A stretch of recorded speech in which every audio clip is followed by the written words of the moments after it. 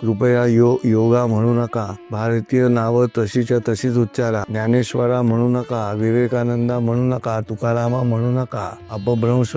कालांतरानं तुम्ही चुकीचा उच्चार करून तो शब्द पाश्चिमात्यांच्या कशात जाईल. तुम्ही कधी म्हणता शेक्सपियरा, तुम्ही कधी म्हणता सिग्मंड फ्रॉइडा, तुम्ही कधी म्हणता न्यूटना, नाही ना म्हणत. पण आमची नावं पण स्पष्टपणे करा. भारतामध्ये राहणाऱ्या सर्व धर्मियांनी या भूमीला पुण्यभू पण मानलं पाहिजे. ते पुण्यभू त्यांची बाहेर आहे. ख्रिश्चनांची पुण्यभू व्हॅटिकनला आहे आणि मुसलमानांची पुण्यभू मक्केला आहे. ते इथे पुण्यभू मानत नाहीत. एक जनता आर्य चाणक्याने सांगितलेली जनता आहे, जी ज्ञानी आहे, ती स्वतःहूनच नियम पाळते. स्त्री आहे, एकदा अनुभव घेते नियम तोडण्याचा आणि दंड भरते, म्हणून पुन्हा नियम तोडत नाही. तिसरी जी दंडाचा आकडाच ऐकून नियम तोडत नाही. आणि चौथी की राजाला दैवी शक्ती प्राप्त झालेली आहे, म्हणून राजाचं ऐकलं पाहिजे. ज्या काळात भारताची तरुण पिढी नेहरू आणि गांधींच्या प्रभावाखाली होती, त्यावेळेला नेमके सावरकर हे अंदमानमध्ये होते. ही सगळी पृथ्वी, हे सगळे ग्रह, हे सगळे एकमेकांवरती फिरत आहेत, एकमेकांवरती आपटत नाही आहेत. तो चंद्र पृथ्वीवरती होते, पृथ्वी चंद्र एकत्र सूर्यावरती फिरत आहेत, मंगळ फिरतोय, तिकडनं गुरु फिरतोय, सगळे गुरुचे पुन्हा 11 ग्रह, शनीची कडं ती कुठे येत नाही, ती रस्त्यात वाटेत एकमेकांच्या आडवी जात नाहीत. हे कर्म आहे काय, ते चालू आहे ना. Somebody is doing it. Correct. मग कोण करत असेल ते ठाऊक नाही. देअर बिकम द वर्ड देव.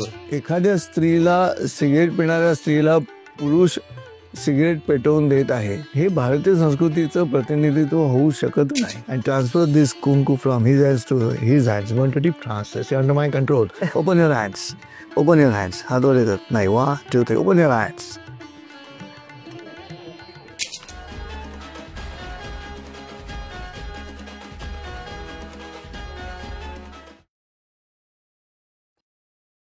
तर संजयजी, आपण मगाशी बोलत असताना सावरकरांचा उल्लेख आला आणि आजकाल असं झालेलं आहे की स्वातंत्र्यवीर सावरकर यांचं नाव घेतलं की तुम्ही एका विचारसरणीचे किंवा तुम्ही एका पंथाचे किंवा एका धर्माच्या पद्धतीनेच विचार करतात, असा एक समज झालेला आहे.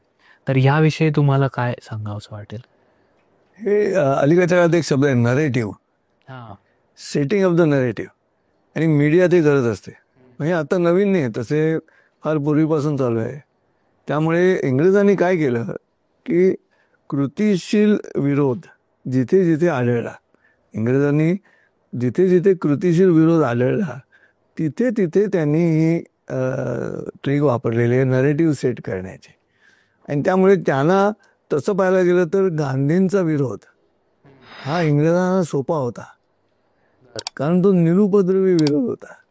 बरं, हे तैनाती फौजा घेऊनच आले होते. म्हणजे हे काही अहिंसा बरोबर घेऊन आलेले नव्हते आमच्यावर राज्य करताना. इंग्रज जे आले ते, आणि शिस्तबद्ध तैनाती फौजांनी कमी संख्या असूनही भारतावरती राज्य केलं त्या लोकांनी.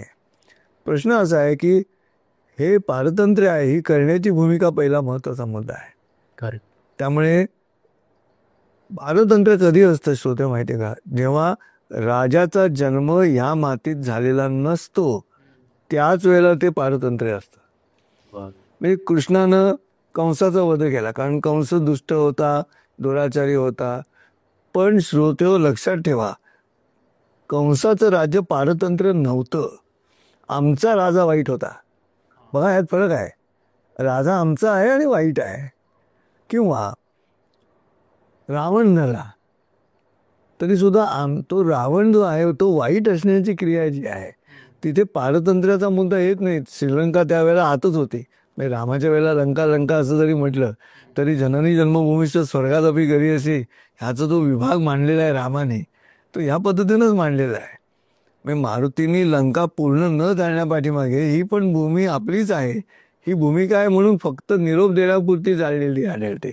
सगळी का नाही जाळली असा प्रश्न विचारेल तर ही सगळी भूमिका नीट लक्षात घ्यावी लागेल आम्हाला जेव्हा आम्ही सावरकरांचा विचार करतो त्यावेळेला. त्यामुळे एक तर 11 वर्ष अंदमानमध्ये गेली, 10 वर्ष.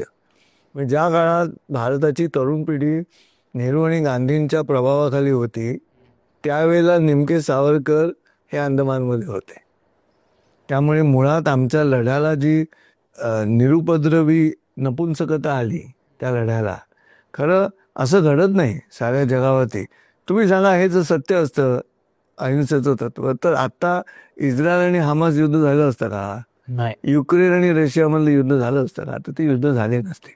याचा अर्थ असा आहे, under the law of natural justice ज्या गोष्टी घडतात त्याला कार्ल पॉपर नावाचा एक लेखक आहे, अतिशय सुंदर उल्लेख त्यांनी केला. तो म्हणतो, इफ द सोसायटी, लक्षात ठेवा शुद्ध वाक्य, if the society wants to be tolerant, society should be intolerant with intolerance. वा. तर ती भूमिका आहे सावरकरांची. You need to be intolerant with intolerance. Britishers काय टॉलरंटली काम करत होते का? नव्हते करत. ब्रिटिशर्स ज्या पद्धतीने काम करत होते त्यात स्वार्थ होता, त्यात हिंसा होतीच ना. नाहीतर आमच्या इथे रँड आयर्स त्यांनी पुण्यामध्ये काय गोंधळ घातला, का चाफेकरांना असं पाऊल उचलायला लागलं. आम्हाला हे जालियनवाला बागमधला गोंधळ काय आहे, बाबू गिरणीची केस काय आहे, असं का घडलं. त्या पार्श्वभूमीवरती सावरकरांविषयी नरेटिव्ह सेट करण्यात आला.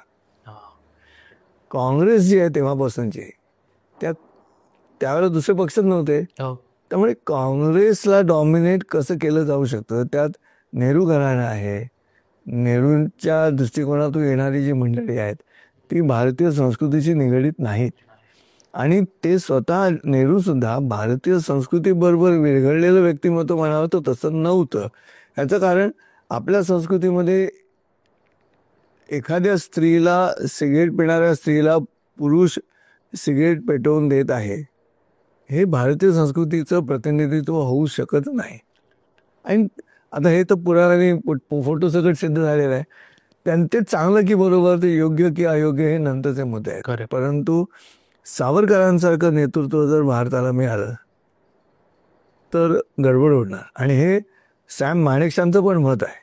ओके. म्हणजे मी जेव्हा माझं जे पुस्तक आहे स्वातंत्र्यवीर सावरकरांवरती लिहिलेलं, विनायक विजय या नावाने पुस्तक आहे, मी श्रोत्यांना माहिती द्यायला हरकत नाही ना, ते ॲमेझॉनवरती आहे.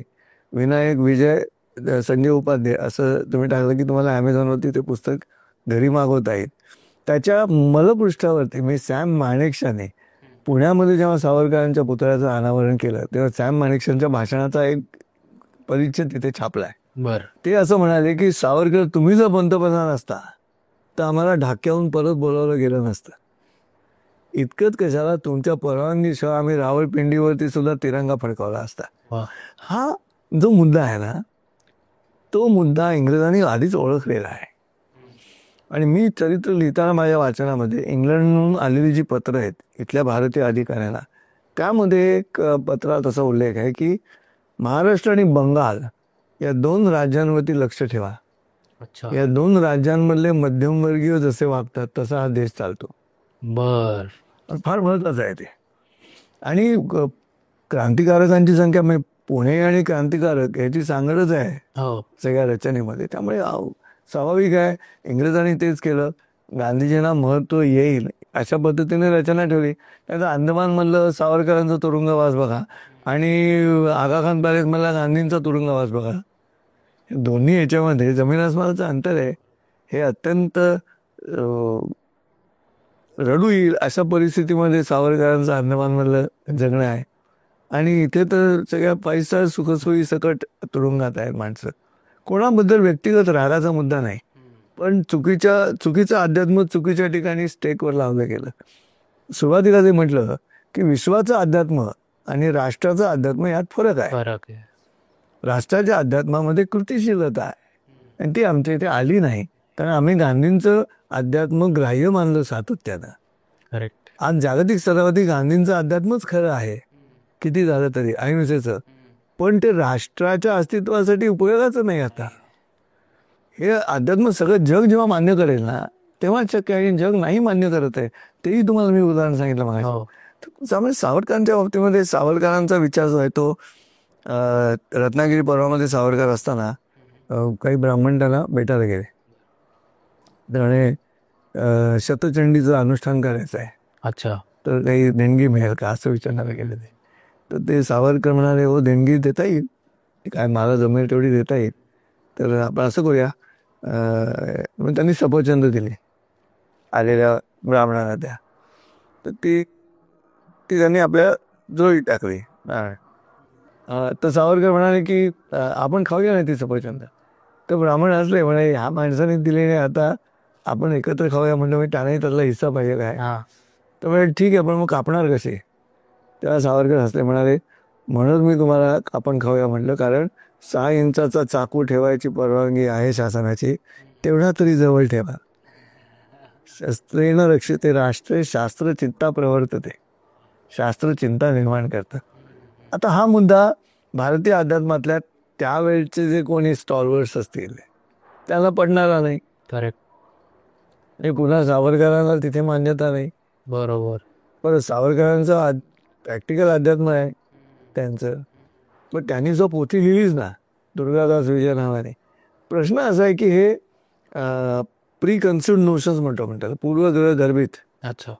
प्री ज्युडिशियल नव्हे, पूर्वग्रह दूषित नाही, पण पूर्वग्रह गर्भित सुद्धा हा प्रश्न निर्माण करतात. त्यामुळे सावरकरांचं कार्य अत्यंत महान आहे. त्यांचं लेखन अफलातून आहे, आश्चर्यकारक आहे. अशा पद्धतीनं घायकुतीच्या काट्यानं भिंतीवरती लिहायचं आणि ते पाठ करायचं आणि पुसायचं आणि परत काव्य लिहायचं, असे हजारो पानं निर्माण करायची. अंदमानच्या कोठडीच्या खिडकीतून दिसणाऱ्या चंद्रकोरीच्या वरती किती वेळा दिसत असणार ना, तिची मुवमेंट असणार. बरोबर. क्वचित ती दिसत असेल, पण तरी तिच्याकडे बघत ती कोर कोवळ्या चंद्राची, ती पोर पोवळ्या ओठांची. हा पोवळ्या ओठांची, पोवळ्याचा जो रंग असतो त्या रंगाचे ओठ असलेली ती कोर कोवळ्या चंद्राची कशी, ती पोर पोवळ्या ओठांची. असं अंदमानच्या कोठडीत सावरकरांना सुचतं. त्या अलीकडच्या अनेक महाकवींना महाबळेश्वरला जाऊनही सुचणार नाही. दोन वेगवेगळी व्यक्तिरेखा आहेत. करेक्ट. सावरकर साहित्यिक म्हणून, सावरकर क्रांतिकारक म्हणून. देशाचाच विचार. बरोबर, देशाचाच विचार. मॅडम कामा आणि VVS अय्यर जर मार्सेलिसच्या फ्रान्सच्या किनाऱ्यावरती उशिरा पोचले नसते ना, तर आज भारताचा इतिहास बदलला. ते वेळेवरती पोचू शकले नाहीत, म्हणून त्यांना परत इंग्रजांच्या ताब्यात देण्यात आले, अशी स्थिती आहे. त्यामुळे हे अध्यात्म जे आहे ते अध्यात्म कृतिशील आहे. अच्छा. तेच जोर देतं समुद्रात उडी मारण्याचं. वा. बरोबर आहे. 100%.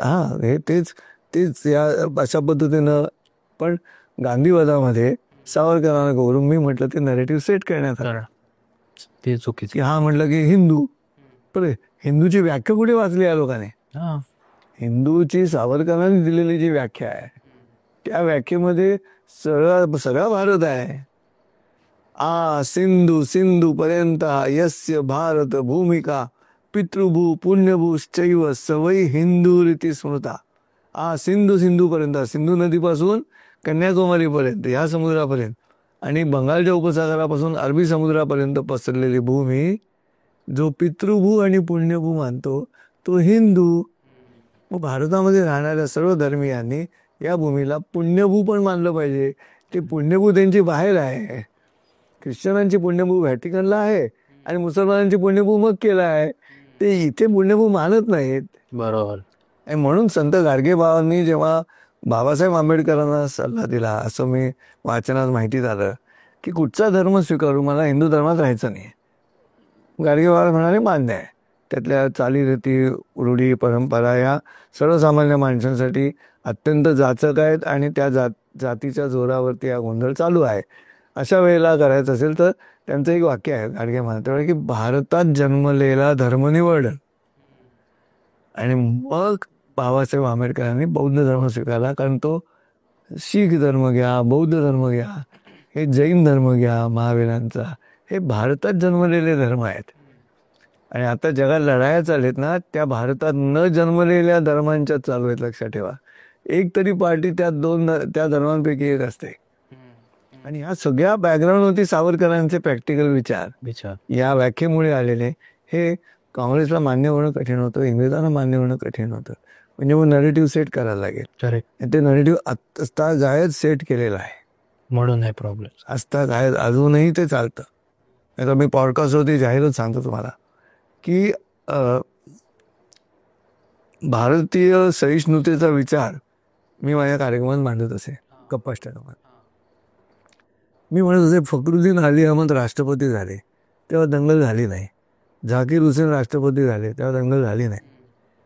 अब्दुल कलाम राष्ट्रपती झाले, दंगल झाली नाही. झाकीर हुसेनचा तबला आम्ही डोक्यावर घेऊन नाचतो, दंगल होत नाही. अझरुद्दीन कॅप्टन झाला, आम्हाला वाईट वाटलं नाही. आमिर खानचा लगान ऑस्करसाठी गेला तर आम्हालाही अभिमानच वाटला. हुसेननी सरस्वतीचं नग्न चित्र काढूनही आमच्याकडे फतवे निघाले नाही. याचा अर्थ असा आहे की तुम्ही या राष्ट्रासाठी तुमचं कर्तृत्व सिद्ध करा. करेक्ट. तुम्हाला डोक्यावर घेतलेलं नाही, असं घडलेलं नाही ना, मग आणखी मूळधारेत सामावून घ्या म्हणजे काय करा. यामुळे सगळ्यांनाच हा प्रश्न आहे. बुद्धिवादी, समाजवादी जे जे आत्ता आणि मुस्लिम समाजाला प्रामुख्याने जे सातत्यानं असं म्हणतायत की आम्ही धोक्यात आहोत, आम्ही धोक्यात आहोत, त्यांना प्रश्न आहे आणखीन मूळधारेत सामावून घ्यायचं म्हणजे काय कळायचं. 14पैकी 4 राष्ट्रपती आपले आहेत. क्रिकेटसारख्या आवडत्या खेळाचा कप्तान मुसलमान होता. आमच्या शुचिरभूत पूजेमध्ये बिस्मिल्ला खानची सनई वाजते, ती खानाची सनई म्हणून पूजेला त्रास होत नाही. आणि आत्ता आजची बातमी आहे की मुर्शिदाबाद का ते महिषासूर मदिनी स्टेशन, ती त्याची शालेय विद्यार्थी जाऊन तोडफोड केली त्यांनी. का तर स्टेशन जवळच्या मशिदीमध्ये गाडीच्या शिटीचा त्रास होतो नमाज पडताना म्हणून. आता माझ्याकडे आता व्हिडिओ आलाय. प्रश्न असा आहे की हे याच्यावरती चिंतन व्हावं लागेल. आणि ते चिंतन करत असताना काही कारण नसताना सत्तेच्या लोभापायी चुकीच्या आचरणाची जे बाजू घेतात ना, ती सवय आम्हाला आधीपासूनच आहे. आणि त्याला एक रोग आहे. त्या रोगाचं नाव आहे स्टॉकहोम सिंड्रोम. स्टॉकहोम सिंड्रोम म्हणजे जो माणूस मला त्रास देतो मी त्याच्याच प्रेमात पडतो, असं त्या रोगाचं नाव आहे. आणि मेडिकली प्रूव्हन रोग आहे तो. पण आहे त्याचा संदर्भ पळवून नेण्याच्या संदर्भात ना, की मी समजा सोमनला पळवून नेला आणि सोमला छळलं मी आणि त्याच्या घरच्याकडनं खंडणी मागितली ह्याला पळवून नेऊन. आणि सोहमला जेव्हा त्याच्या घरचे फोन करतात तेव्हा सोहम त्याला सांगतो की नाही तसा उपाधी बरा आहे माणूस. हा जो प्रॉब्लेम आहे ना, त्या रोगाचं नाव आहे स्टॉकहोम सिंड्रोम. तो आमच्या भारतीयांना फार पूर्वीपासून आलेला आहे. तो आजता काय चालू आहे अगदी अलीकडच्या माणसांपर्यंत. या विधानसभेच्या निवडणुकीत 20 नोव्हेंबरला होईल, तिथे हा रोग झालेली मंडळी आहेत म्हणून अडचण आहे. त्यामुळे सावरकर प्रॅक्टिकल, इतके प्रॅक्टिकल की वेदांचा अभ्यास करण्याचा अधिकार हा अमेरिका आणि रशियाला आहे, कारण क्षत्रियत्वाच्या पूर्णत्वास पोचलेले ते देश आहेत असं वाक्य. अच्छा. हां, म्हणजे क्षत्रियत्व म्हणून लढण्याची ताकद तयार केल्यानंतर मग तो मुद्दा आहे वेदांचा, असं त्यांचं म्हणणं आहे. तर हे तसं पचायला कठीण आहे सगळं. सावरकर कळणं एवढं सोपं नाही ना, ते कळत नाही म्हणून पण त्यांना सोपं नाही म्हणून त्यांना नावं तरी नका ठेवू. खरंय. हां, मग तुम्ही समजून घ्यायचा प्रयत्न करा. बरोबर. तुम्ही साहित्यामध्ये तुम्ही G.A. कुलकर्णींचं कौतुक करता की नाही? हां, कळतात कथा त्यांच्या? नाही. कवी ग्रेस कविता कळते नाही कळत, पण कौतुक करता की नाही? तसं सावरकरांचं नाही कळलं म्हणा आणि कौतुक करा. देशासाठीच लढले हे तर सत्य आहे. हे खरं सत्य आहे ना. मग बरोबर. आता परत आत्ताच्या काळातला एक तुम्हाला प्रश्न विचारावा असं वाटेल की गेले 4-5 वर्ष म्हणजे असं म्हणूयात की कोविड नंतर अध्यात्म जे आहे युथ मधलं हे अचानकपणे वाढत चाललंय.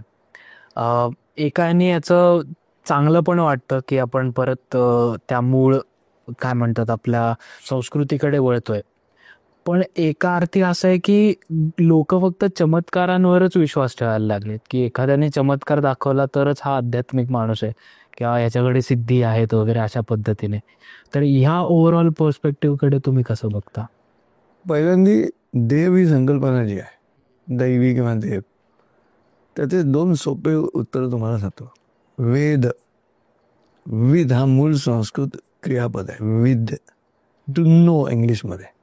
विद वार म्हणजे त्याला खूप माहीत आहे. तो जो पहिलं विद आहे ना, ते वर्ब आहे, क्रियापद आहे संस्कृतमधलं. त्याचं नाऊन जे आहे ते वेद आहे. The thing which is known, to know, and the thing which is known is Veda. आता समटाईम अशा घटना घडत आहेत की ज्याचं आकलनच होत नाही कोणी केलं ते. That becomes unknown. ओके.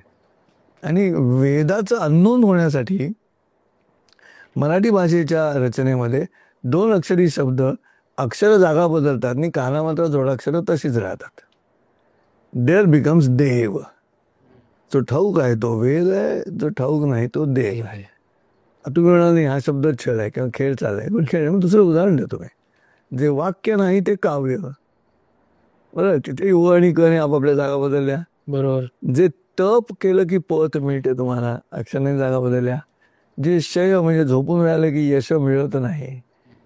ही जी प्रक्रिया त्याच्यामधून हा देव जन्माला, विच इज अननोन, अज्ञात, अज्ञेय, दॅट इज देव. आता मी जोपर्यंत त्यातलं सूत्र सांगत नाही एखाद्या गोष्टीचं, कुंकू ट्रान्सफर करून दाखवतो पॉडकास्टवरती तुझ्या. बरोबर, चालेल. नाही की ह्याच्या हाताचं, शार्दूलच्या हातावरचं कुंकू तुझ्या हातावर.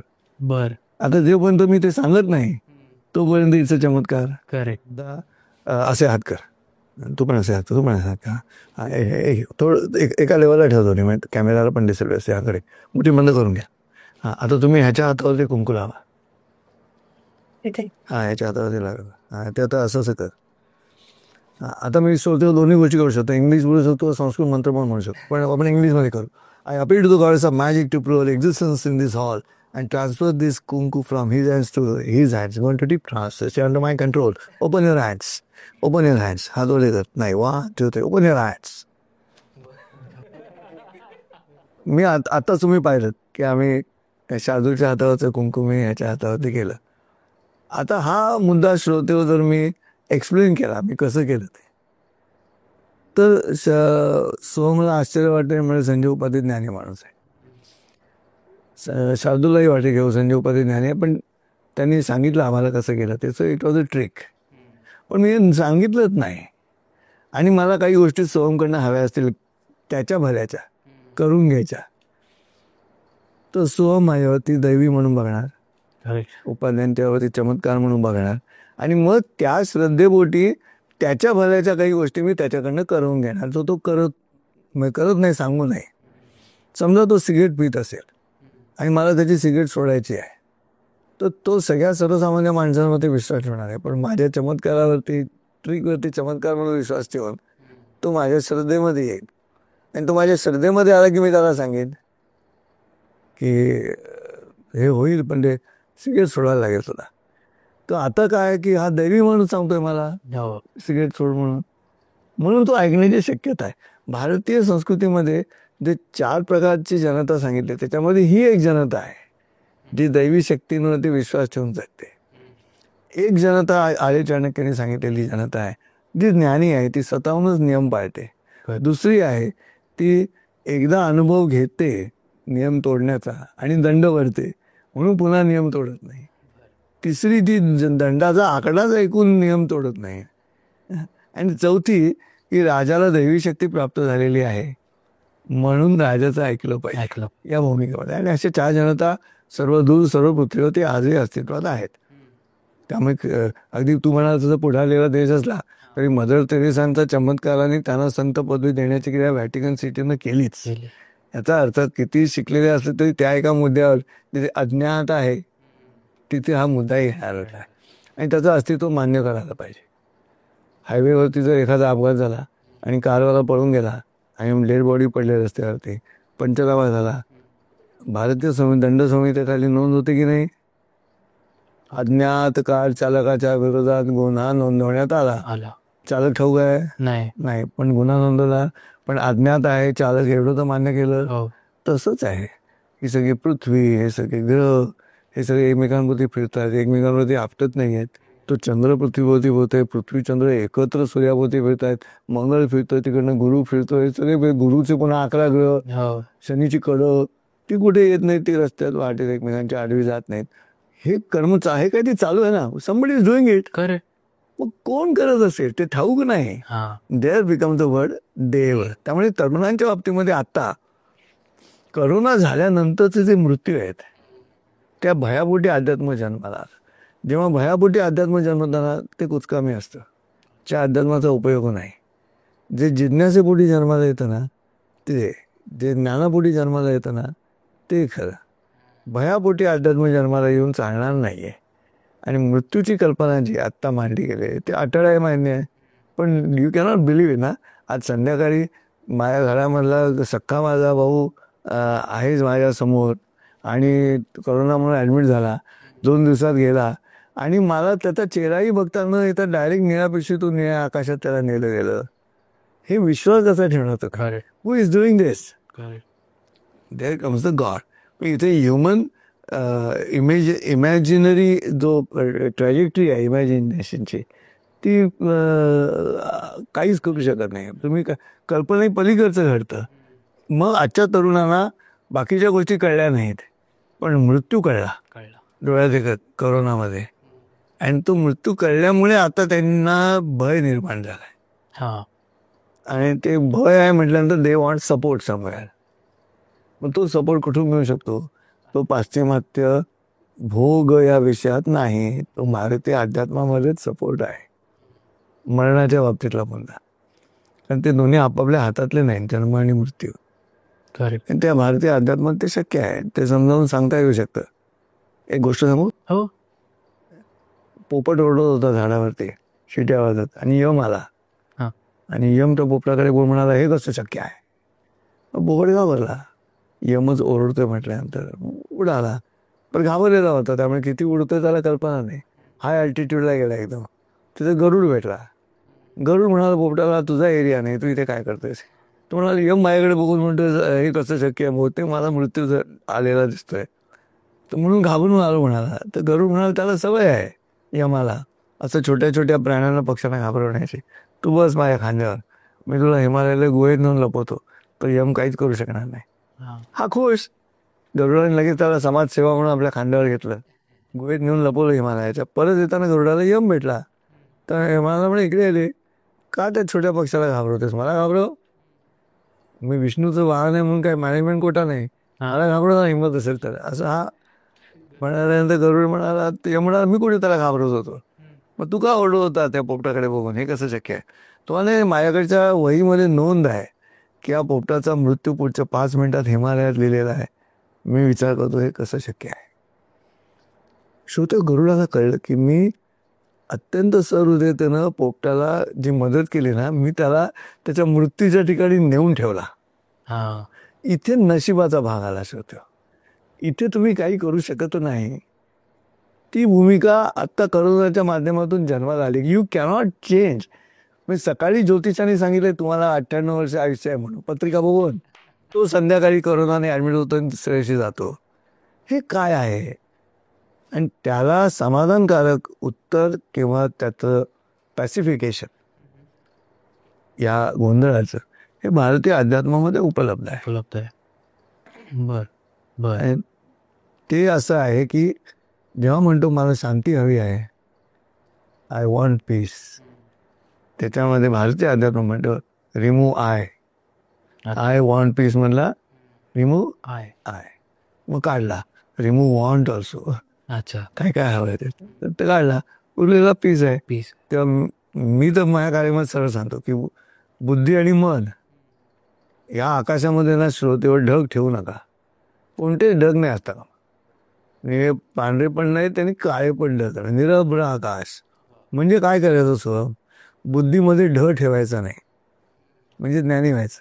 हा, तुम्हाला माहिती आहे ढ म्हणजे काय? ते बुद्धीमध्ये ढ ठेवायचा नाही आणि मनामध्ये ग ठेवायचा नाही. अच्छा, म्हणजे गर्व ठेवायचा नाही.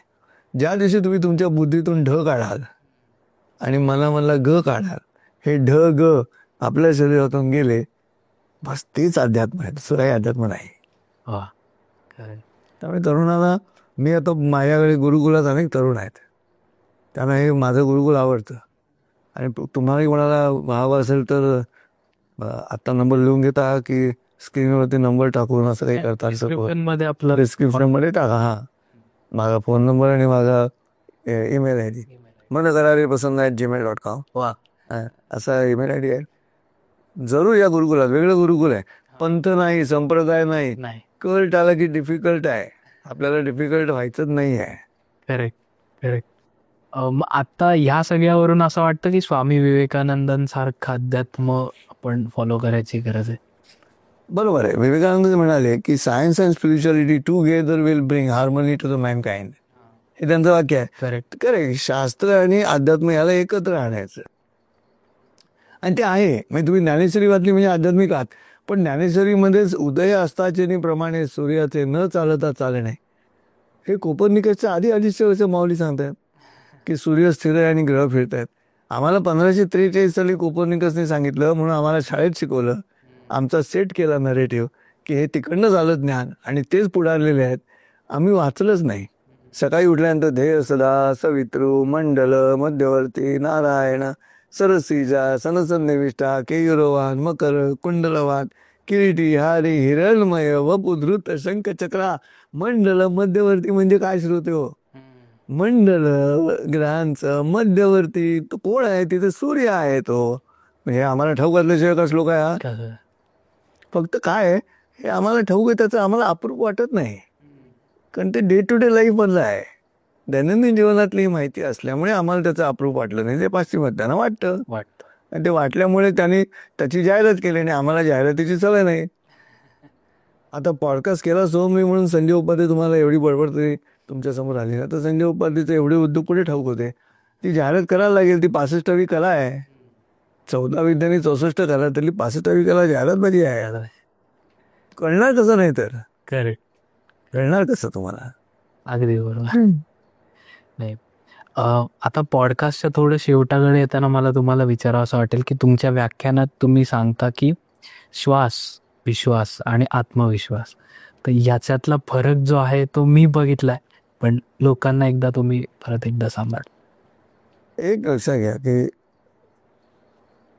व्यान अपान उदान समान आणि ब्रह्म हे 5 चक्र कोणी तुमच्यापैकी जर कोणी योगासनं करत असतील, योगा नाही हा, योगासन, आणि ह्या निमित्ताने मी तुम्हाला सांगतो, कृपया योगा म्हणू नका, भारतीय नावं तशीच्या तशीच उच्चारा, ज्ञानेश्वरा म्हणू नका, विवेकानंदा म्हणू नका, तुकारामा म्हणू नका, योगा म्हणू नका.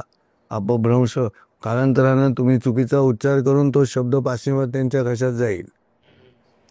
तुम्ही कधी म्हणता शेक्सपियरा, तुम्ही कधी म्हणता सिग्मंड फ्रॉइडा, तुम्ही कधी म्हणता न्यूटना, नाही ना म्हणत. मग आमची नावं पण स्पष्टपणे घ्या. तेव्हा ह्यापुढे बोलताना मी योग करते असंच म्हणायचं, मी योग करतो असंच म्हणायचं, मी योगा करायला जाते नाही, योगच म्हणा. कृपया हात जोडून विनंती आहे, नाही तर मी शापच देतो सगळ्यांना. जे योगा म्हणतील ते बारीक होणार नाहीत. योगा घास होतील तुम्ही.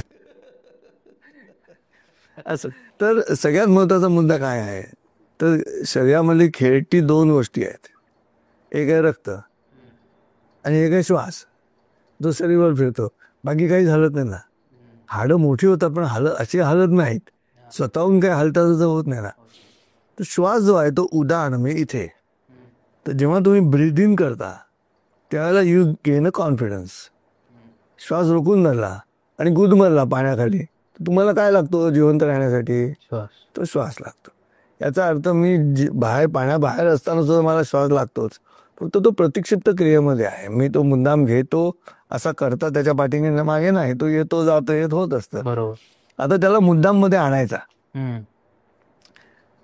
भाषण करायला लागलो मी आणि मी भावना विवश झालो आणि मला रडू आलं आठवणीनं.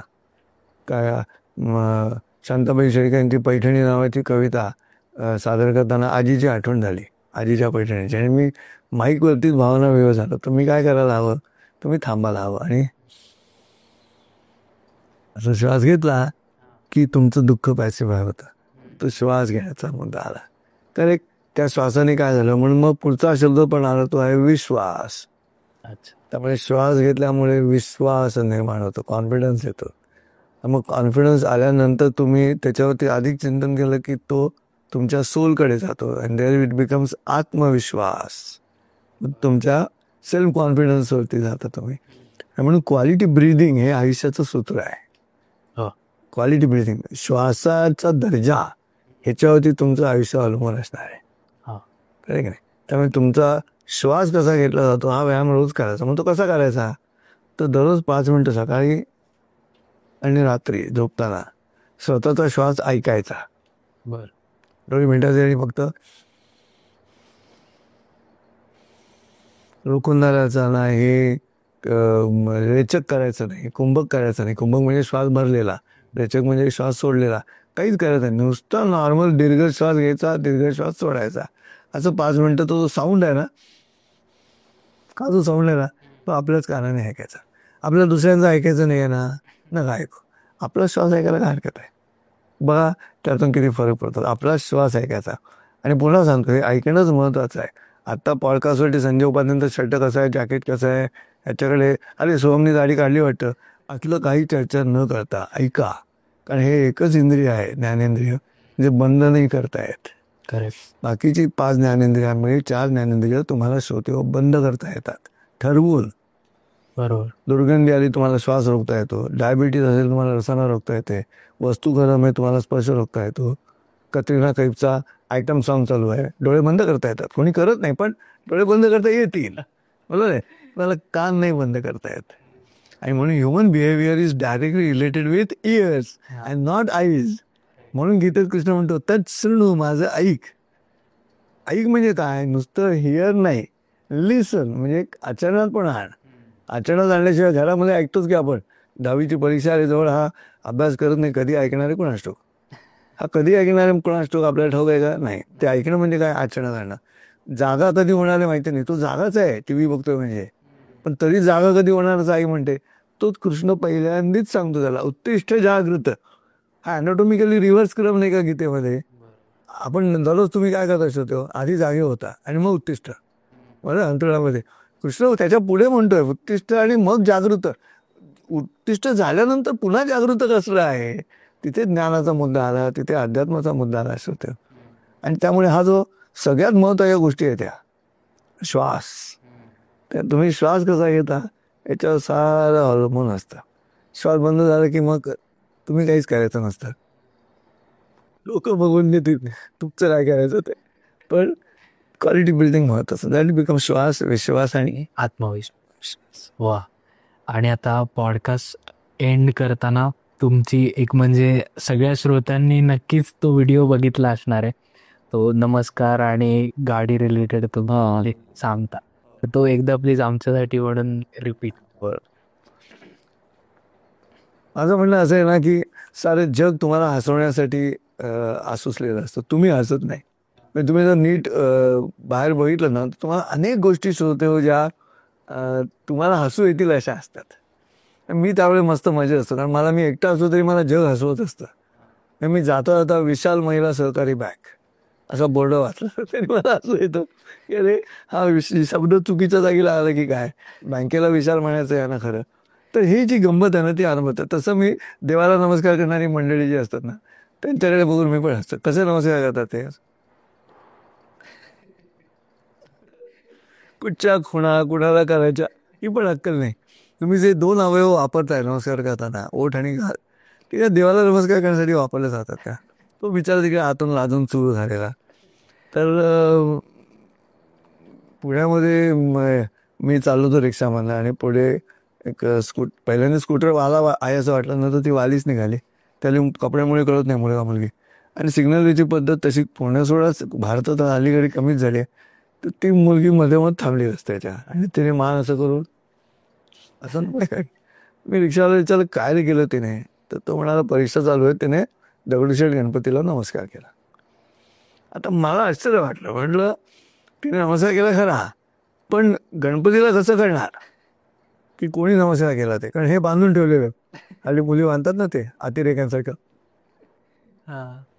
मला असं वाटतं की गणपती सोंड बाहेर काढून ते फडकं काढा, मला कळून द्यायला कोणी नमस्कार केला.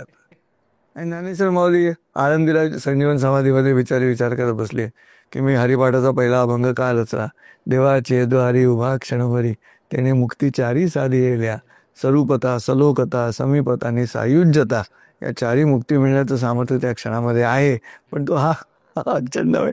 पण मला मजा येते, मी असतो. किंवा सर्वे गुणा कांचनम आश्रयंते असं एक वचन आहे. भरपूर पैसे याच्याकडे त्याच्याकडे सगळे गुण आहेत असं त्याचा समज असतो आणि लोकही समजतात.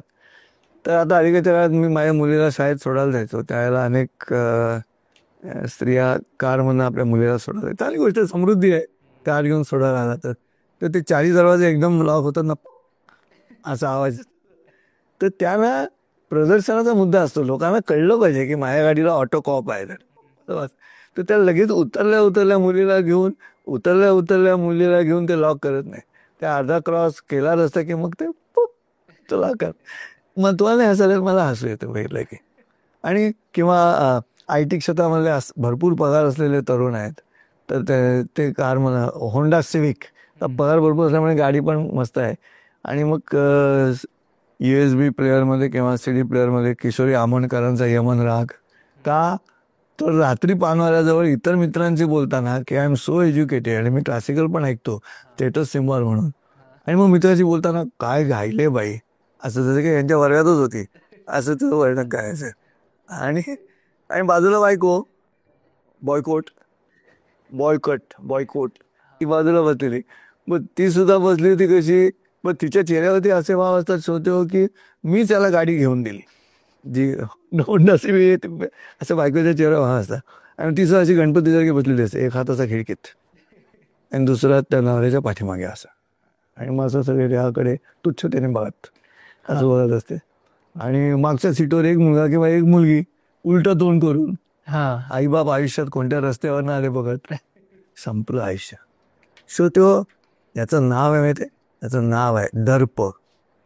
बरं, महाभारतामध्ये युधिष्ठिराशी लग्न केलेल्या मुली आहेत राजा दक्ष प्रजापतीच्या, त्यात समृद्धी नावाची मुलगी आहे. आणि समृद्धीचं लग्न युधिष्ठिराबरोबर झालं आहे. आणि त्या दोघांना जो मुलगा झाला त्याचं नाव आहे दर्प.